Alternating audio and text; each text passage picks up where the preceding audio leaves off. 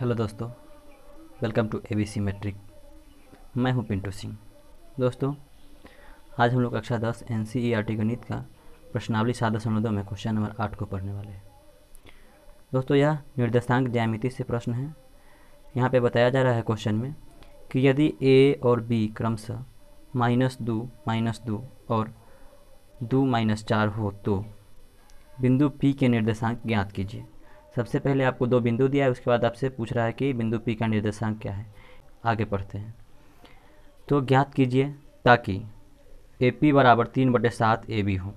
यहाँ पे बताया जा रहा है कि ए पी बराबर जो है वह 3/7 ए बी हो और बिंदु पी जो है वह ए बी रेखाखंड पर स्थित हो। तो आइए हम लोग इसको हल करते हैं। सबसे पहले बताया क्या जा रहा है कि हम लोग को ऐसा बिंदु ज्ञात करना है जो ए बी रेखाखंड पर स्थित है P, और दूसरा नंबर में कहा जा रहा है कि ए पी बराबर जो है 3/7 ए बी है। हम लोग एक ए बी जो है रेखाखंड खींचते हैं। सबसे पहले मान लेते हैं यह ए बी रेखाखंड है, यह ए है और यह बी है।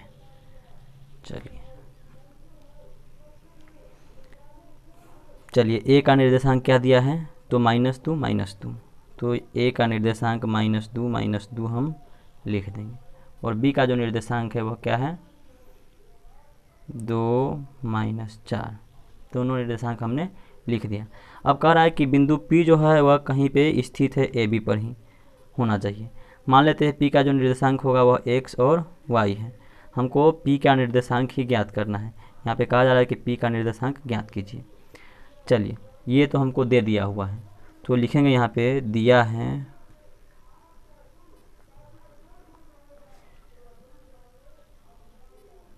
ए का निर्देशांक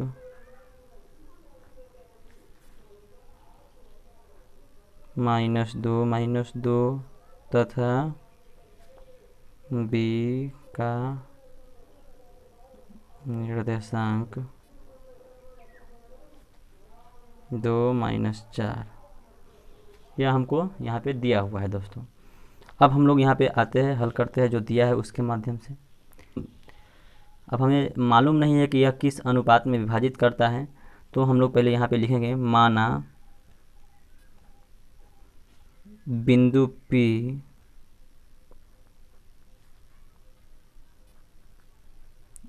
रेखाखंड ए बी को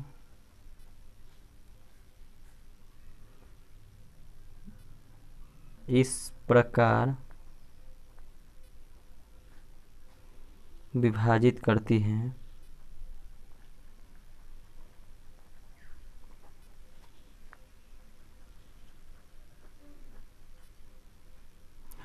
कि हम लोगों ने माना कि P रेखाखंड ए बी को इस प्रकार विभाजित करती है कि यहाँ पे दिया हुआ है क्या, ए पी बराबर होना चाहिए 3/7 ए बी के। ए पी बराबर 3/7 ए बी यहाँ पे हमको दिया हुआ है। तो हम लोग ए बी को इधर ट्रांसफ़र कर लेते हैं, तो क्या हो जाएगा ए पी बटे ए बी। इधर गुना में है, इधर से इधर ट्रांसफ़र करेंगे तो बटे में आ जाएगा, भाग में। इधर बच गया 3/7। ये यहाँ पे हमको बच रहा है, या करके हम लोग लिख लेते हैं।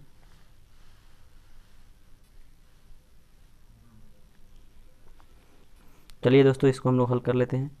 ए पी को हम ए पी रहने देते हैं बटे, आप लोग रेखाखंड में देखिए ए बी हम लोगों ने यहाँ पे लिखा था, ए बी था, ए बी को ट्रांसफ़र किए थे।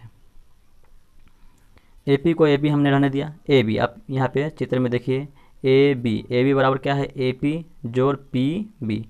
हम ए बी के जगह पे क्या लिख सकते हैं, A P plus P B.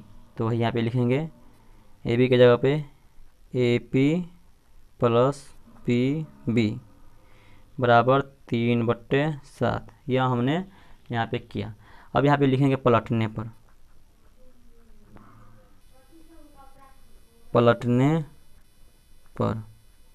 अब इसको हम पलटेंगे तो क्या होगा दोस्तों, ये ऊपर चला जाएगा नीचे आ जाएगा, ये ऊपर चला जाएगा नीचे आ जाएगा।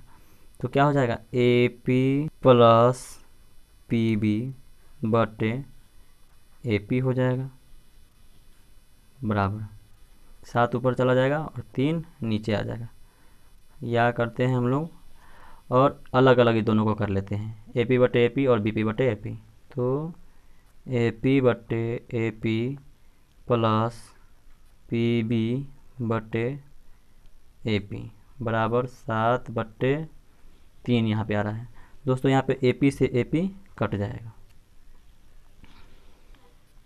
तो यहाँ पे बच जाएगा 1। अब नीचे आते हैं, या यहाँ पे 1 बच गया प्लस पी बी बटे ए पी बराबर 7/3 बचा हुआ है। फिर या लिखते हैं। अब इस 1 को हम ट्रांसफ़र कर लेते हैं उधर, तो इधर बच जाएगा पी बी बटे ए पी बराबर 7/3। 1 को उधर हम ट्रांसफ़र करेंगे तो माइनस में हो जाएगा, बटा में 1 डाल के यहाँ पे बटा पर का जोड़ करेंगे। या करते हैं यहाँ पे भी, पहले हम लिख लेते हैं पी बी बटे ए पी बराबर क्या हो जाएगा, 3 और 1 का एलसीएम 3 आ जाएगा। अब हम 3 से 3 में भाग लगाएंगे तो 1 बार में लगेगा, और 1 से 7 में गुना करेंगे तो 7 ही होगा। माइनस है तो माइनस डालेंगे, 1 से 3 में भाग लगाएंगे तो 3 ही आएगा, और 3 से फिर 1 में गुना करेंगे तो 3 ही होगा। यानी फाइनली यहाँ पे हम लोग आते हैं अगला स्टेप में, पी बी बटे ए पी बच गया, पी बी बटे ए पी बराबर इधर 7 में से 3 घटेगा तो कितना आ जाएगा, 4/3। या फिर यहाँ पे हम लोग अब पलट लेंगे, क्योंकि हमको वहाँ पे अनुपात में ज्ञात करना है, तो इसलिए पहले हम लोग पलटेंगे यहाँ पे। तो क्या हो जाएगा, ए पी ऊपर चला आएगा और पी बी नीचे आ जाएगा। पी बी बराबर 3 ऊपर चला जाएगा और 4 नीचे आ जाएगा। यहाँ पे पलटना दोस्तों इसलिए पड़ा है क्योंकि चित्र में आप लोग देख सकते हैं यहाँ पे ए पी अनुपात पी बी हमको ज्ञात करना है, उसके बाद ही हम यहाँ का निर्देशांक ज्ञात कर पाएंगे। पी बी अनुपात ए पी रहेगा तो फिर ज्ञात करने में थोड़ा सा दिक्कत हो सकता है, दिक्कत नहीं होगा, कन्फ्यूजन हो सकता है। तो आइए हम लोग कन्फ्यूजन को दूर करने के लिए ऐसा किए हैं, अब हम लोग ज्ञात करेंगे एक्स और वाई का मान। हमको अनुपात मालूम चल चुका है, हमको यहाँ पे अनुपात मालूम चल चुका है। क्या होगा, ए पी अनुपात पी बी बराबर 3/4। ये हमें यहाँ पे अनुपात मालूम हो चुका है, तो अब हम आसानी से ज्ञात कर पाएंगे बिंदु P का निर्देशांक। तो आइए हल कर लेते हैं।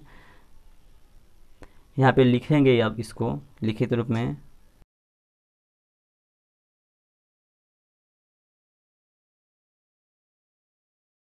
इसका मतलब पी एक्स वाई, हमने जो माना है पी एक्स वाई रेखाखंड ए बी को 3/4 के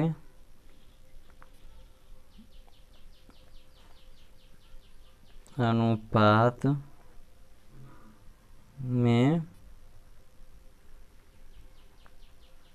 विभाजित करता है।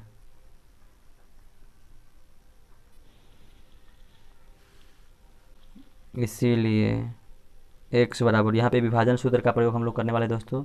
अब यहाँ पे लिख सकते हैं, इसीलिए विभाजन सूत्र से, विभाजन सूत्र का प्रयोग हम यहाँ पे आप कर सकते हैं आसानी से। x बराबर विभाजन सूत्र क्या कहता है, m1 x2 plus m2 x1 बटे m1 plus m2 and y बराबर कहता है m1 y2 plus m2 y1 बटे m1 प्लस m2। आप लोग यहाँ पे समझ सकते हैं m1 और m2 क्या आया है। m1 के जगह पे हमको 3 आया है और m2 के जगह पे 4 आया है, क्योंकि 3/4 में जो है विभाजित किया गया है। और हमें बिंदु A और बिंदु B का निर्देशांक हमको मालूम ही है, तो हम लोग ज्ञात कर लेंगे। बिंदु A का निर्देशांक आपको पता ही है, -2 है, और बिंदु B का निर्देशांक जो है वो भी आपको पता है, 2 और -4 है। m1 पता चल गया, m2 पता चल गया, तो हम लोग अब यहाँ पे आसानी से मान रख के ज्ञात कर सकते हैं। एक बार हम लोग यहाँ पे लिख लेंगे छोटे से जगह पे कहीं पे। ए का जो निर्देशांक मालूम चला था वह था -2 ए का निर्देशांक -2 दिया हुआ है, और बी का निर्देशांक 2 - 4 दिया हुआ है। ये हमको पहले से मालूम है। और m1 और m2 का मान हमको अभी पता चला है। m1 का मान 3 और m2 का मान 4 है। तो आइए हम लोग अब x और y का मान ज्ञात करते हैं। तो x बराबर क्या होगा, m1 के जगह पे हम लोग 3 रख देंगे, और x2 यानी b का जो निर्देशांक है x का वो लिखेंगे। कितना आएगा, 2 रखेंगे, प्लस m2 का जो मान आया है वो आया है 4, और x1 का जो मान आया है वो -2 है, तो -2 लिखेंगे, बटे m1 3 और प्लस 4, तो 3 + 4, एंड y बराबर क्या हो जाएगा, m1 का मान फिर 3 रखेंगे, y2 का मान कितना है -4 है, तो -4 लिखेंगे, प्लस m2 का जो मान है कितना है 4 है, तो 4 गुने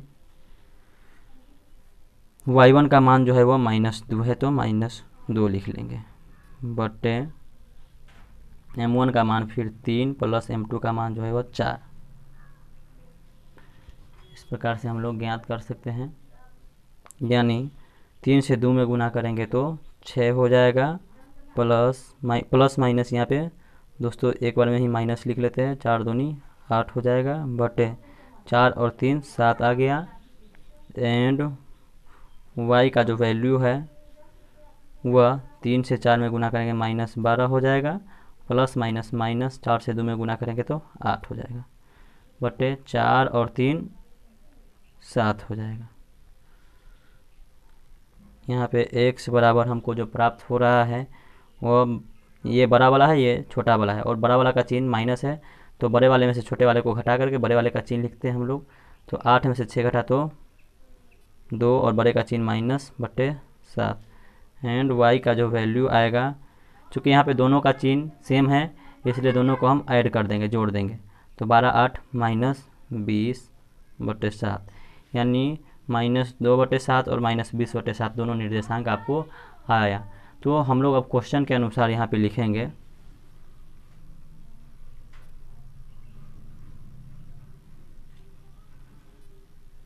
जैसा कि क्वेश्चन में कहा जा रहा था, तो हम लिखेंगे अतः